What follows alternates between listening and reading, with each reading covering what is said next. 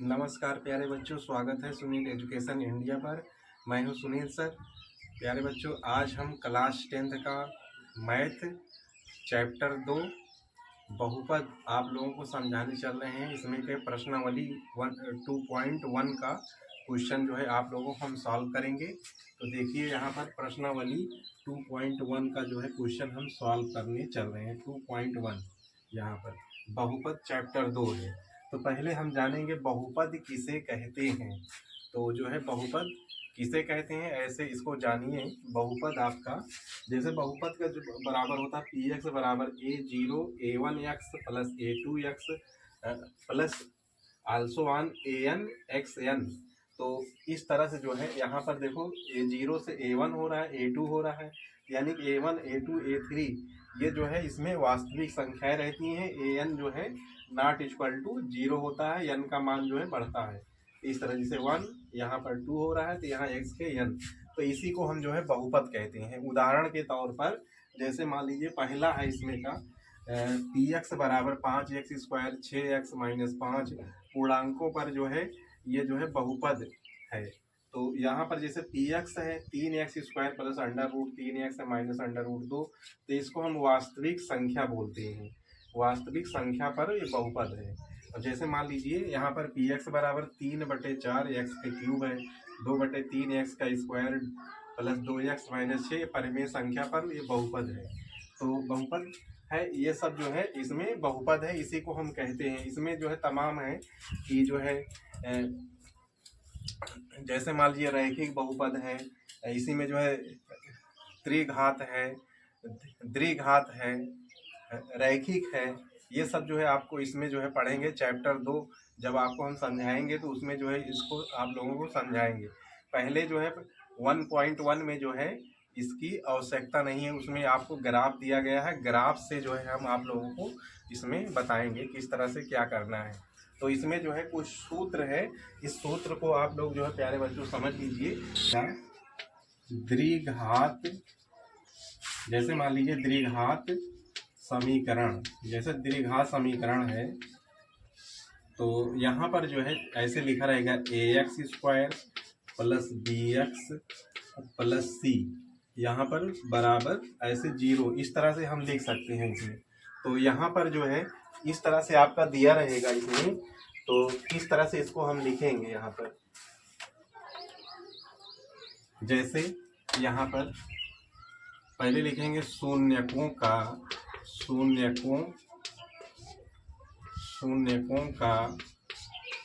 योगफल। देखो शून्यकों का योगफल को हम जो है अल्फा प्लस बीटा कहते हैं। तो ये आपका होता है अल्फा प्लस बीटा बराबर, तो देखो यहाँ पर होता है यक्स का गुणांक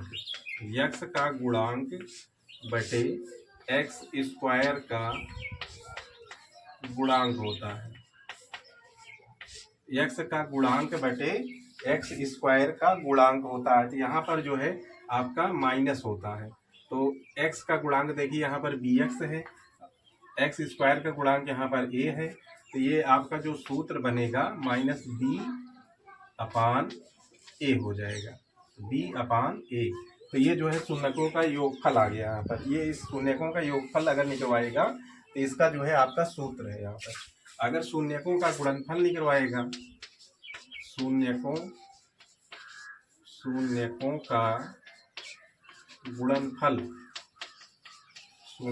का गुणनफल बराबर होता है। तो देखिए इसमें एक होता है सी वाले पद को हम अचर पद कहते हैं, तो ये आपका जो है अचर पद होता है। तो यहाँ पर लिख सकते हैं अचर पद बटे, तो यहाँ पर जो है x² का गुणांक, तो इस तरह से जो है ये आपका आ जाएगा। अचर पद c है, x² का गुणांक a है, तो इस तरह से हमें लिखना रहेगा यहाँ पर। तो ये जो है द्विघात समीकरण का ये जो है सूत्र है यहाँ पर,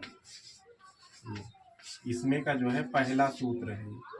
तो इस तरह से जो है अगर त्रिघात आपका दिया रहेगा, जैसे त्रिघात है, तो त्रिघात के लिए जो है हम किस तरह से सूत्र को लिखेंगे, उसके लिए आप लोग देख लीजिए किस तरह से आपको लिखना है। त्रिघात के लिए।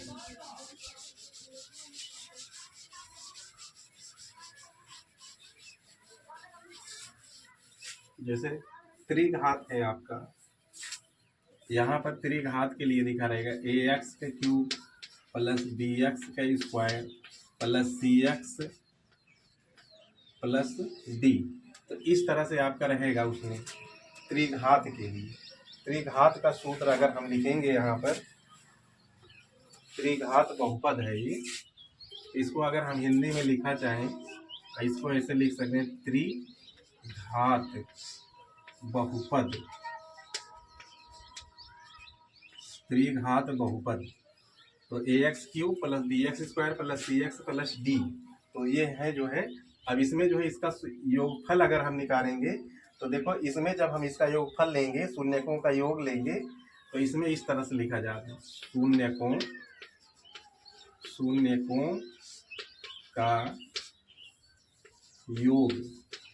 शून्यकों के योग को अल्फा प्लस बीटा प्लस इसमें गामा ऐसे मानेंगे, alpha plus beta plus gamma बराबर, अब देखो एक्स स्क्वायर का गुणांक बटे एक्स के क्यूब का गुणांक होता है, यानी कि एक्स स्क्वायर का गुणांक बटे, देखो एक्स स्क्वायर है ये एक्स क्यूब, तो इसको जो है एक्स के जगह देखो यहाँ बी है, यहाँ माइनस लगेगा, इसके जगह ए है तो हम ए लिख देंगे, डायरेक्ट लिख दे रहे हैं, इस तरह से आपको लिखना रहेगा।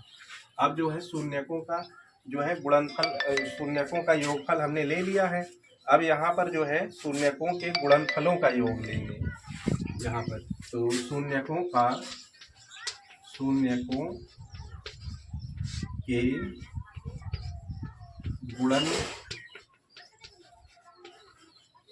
के गुणनफल का योग बराबर योग। तो शून्यकों का गुणनफल का योग लेंगे, देखो इसमें alpha beta beta gamma gamma alpha बराबर, तो अल्फा बीटा गामा तो गामा अल्फा, इस तरह से हमें लिखना रहेगा, गामा अल्फा। तो ये होता है यक्स का गुणांक बटे, अब देखो यक्स का गुणांक बटे एक्स के क्यूब का गुणांक होता है, तो ये वाला पद बटे ये वाला पद, यानी कि आपका होता है C/A। इसमें जो है ये आपका सूत्र बनेगा C/A। फिर उसके बाद शून्यकों का गुणनफल लेंगे लास्ट में एकदम, जो कि अचर पद से होता है। यहाँ पर इसको लिखेंगे शून्यकों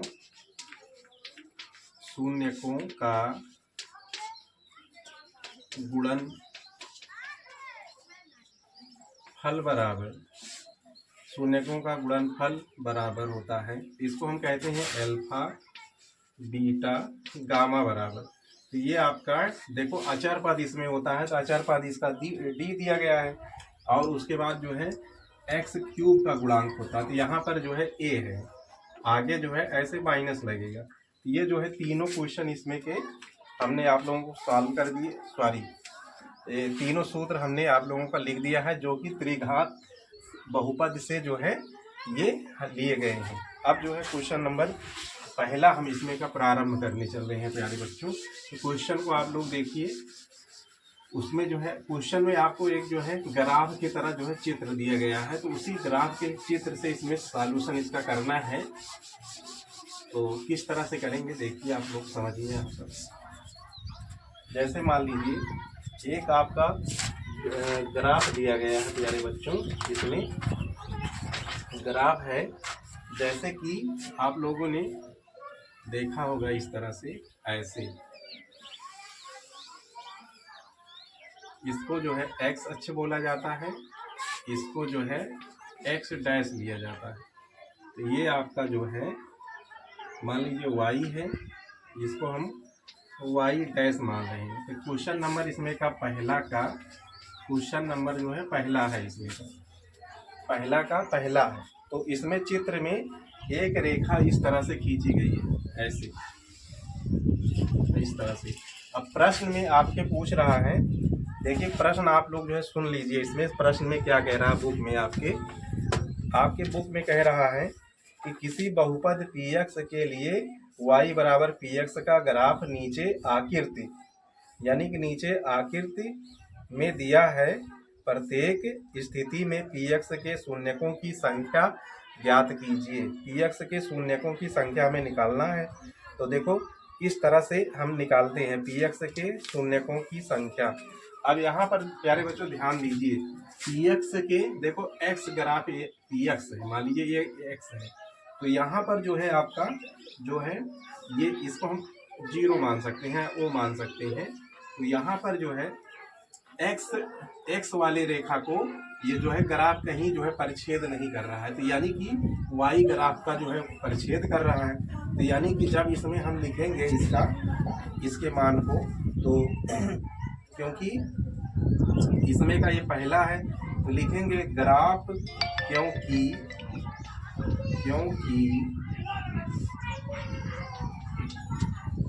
ग्राफ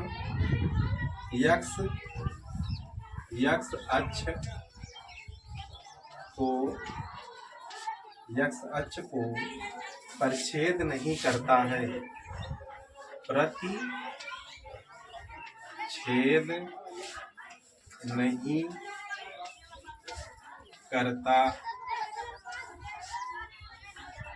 प्रतिच्छेद नहीं करता है। देखिए x अक्ष को कहीं नहीं परिच्छेद कर रहा है, तो इसलिए जो इसमें पूछ रहा है px के शून्यकों की संख्या, तो यहाँ पर px के शून्यकों की संख्या, तो यहाँ पर आ जाएगा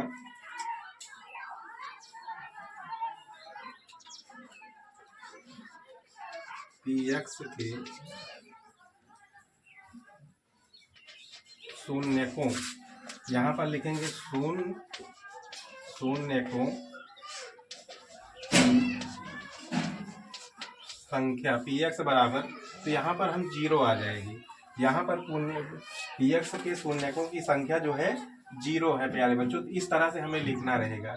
इसमें का क्वेश्चन नंबर हमने सॉल्व कर लिया। अगर इसी क्वेश्चन में प्यारे बच्चों अगर पूछता y के शून्यकों की संख्या, तो यहाँ पर y वाले ग्राफ को एक बार जो है इसमें कर रहा है, तो y के शून्यकों की संख्या 1 आ जाता।